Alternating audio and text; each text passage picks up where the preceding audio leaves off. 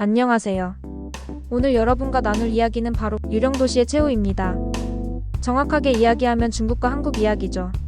지금 중국의 상황이 영 아닙니다. 그러다 보니 중국 사람들이 한국에 부동산 투자를 하고 있죠. 자국에서 돈이 안 되니 남의 나라에 투자를 하겠다고 눈을 돌렸는데 바로 옆에 부동산 투자에 진심인 나라가 있으니 그 나라가 바로 한국입니다.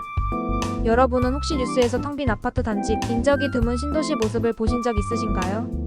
거대한 도로, 수많은 고층 아파트, 화려한 상업시설이 들어섰지만 정작 그곳에 사는 사람은 드문 모습. 이런 도시들을 우리는 유령도시라고 부릅니다. 그런데 이 이야기가 단순히 중국만의 일이 아니라면 어떨까요? 앞으로 한국도 비슷한 길을 걷게 된다면 우리의 미래는 어떻게 될까요? 오늘은 그 답을 찾아가는 시간을 가져보겠습니다. 먼저 유령도시란 무엇일까요? 간단히 말해 계획과 건설은 거창했지만 실제 거주 수요가 따라오지 못한 도시를 의미합니다. 즉 사람이 없는 도시, 빈 껍데기 도시라고 할 수 있죠. 중국에서는 지난 20년간 폭발적인 경제성장과 도시화 속에서 수많은 신도시와 주거 단지가 지어졌습니다.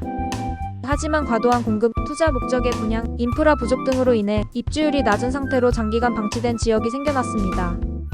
중국인의 구매력이 낮은데 그런 나라의 상황을 제대로 분석하지 않고 멋대로 지은 건설사들 때문에 엄청난 규모의 아파트들이 중국을 뒤덮고 있습니다. 묘하게 한국과 닮았죠? 대표적인 사례가 바로 내몽골 오르도스 강바시 신도시입니다. 중국 사막의 유령 도시 오르도스의 캉바시. 석탄 산업 호황을 바탕으로 만들어진 도시였죠. 2000년대 후반부터 수십만 명을 수용할 대규모 신도시로 조성됐지만 실제 거주민은 극히 적었습니다. 외신에서는 세계에서 가장 큰 유령도시라 부르며 한때 크게 보도했죠. 끝없는 아파트 숲, 텅 빈 도로, 비어있는 상가 건물들. 마치 영화 세트장 같은 장면들이 전 세계에 충격을 주었습니다.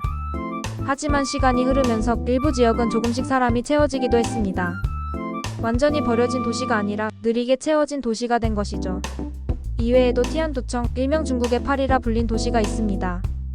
에펠탑 모형, 유럽풍 건물로 유명했지만 정작 거주 수요는 적었죠. 관광객이 사진 찍으러 오는 경우가 더 많았을 정도입니다. 또 다른 곳은 유지아프 금융지구. 중국의 맨해튼을 표방하며 지어진 곳이지만 부동산 시장 침체로 대규모 건물들이 텅 빈 채 방치됐습니다. 이처럼 도시마다 운명은 달랐지만 공통점은 과잉 공급과 수요 부재였습니다. 그렇다면 왜 이런 유령도시들이 생겨난 걸까요?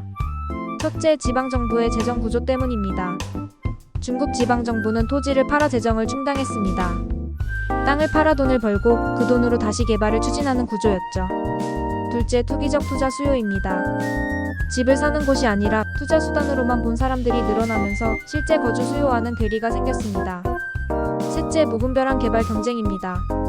각 지역 정부가 성과를 보여주기 위해 앞다투어 신도시 개발에 나섰고 결국 공급은 넘치고 수요는 따라가지 못했습니다. 넷째, 부채 의존형 건설입니다. 대형 건설사들은 빚을 내서 대규모 프로젝트를 벌였고 자금줄이 막히자 공사가 중단되거나 완공 후에도 공실이 남는 일이 속출했습니다. 이 문제의 정점은 바로 에버그란데 사태였습니다.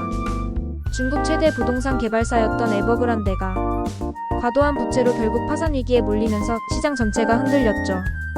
수많은 건설 프로젝트가 멈췄고 분양받은 사람들은 집을 받지 못하는 사태가 벌어졌습니다. 이 충격은 중국 부동산 신뢰도를 크게 무너뜨렸습니다. 정부는 긴급하게 유동성을 공급하고 지방정부가 미분양 아파트를 매입하는 등 대책을 내놓았지만 근본적인 문제를 해결하기는 쉽지 않았습니다. 그렇다면 지금 중국 유령도시는 어떻게 되었을까요? 강바시처럼 시간이 지나면서 일부 채워진 곳도 있고 여전히 텅 빈 건물로 남아있는 곳도 있습니다. 즉 도시마다 희비가 엇갈린다는 것이 현실입니다. 하지만 중요한 점은 과도한 공급과 부채 중심의 개발은 장기적으로 큰 부담을 남겼다는 사실입니다. 이제 가장 중요한 질문으로 돌아와야 합니다. 한국도 중국처럼 유령도시의 길을 걷게 될까요? 완전히 같지는 않지만 위험은 분명 존재합니다. 우선 제도적 차이 때문에 지방정부가 토지 판매에 지나치게 의존하지는 않습니다. 그러나 수도권과 지방의 수요 격차는 점점 커지고 있습니다. 서울과 수도권은 여전히 수요가 몰리지만 지방 신도시는 미분양이 쌓이고 있습니다. 특히 인구 감소, 저출산, 고령화는 장기적으로 수요를 줄일 수밖에 없습니다. 그렇다면 우리는 어떻게 대응해야 할까요?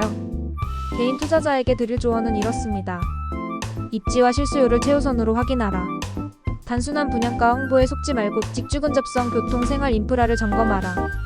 공급 사이클을 살펴라. 주변에 예정된 물량이 많다면 조심해야 한다. 정책적으로는 미분양 주택의 활용 방안, 지방 균형 발전, 수요 기반 공급 정책이 필요합니다.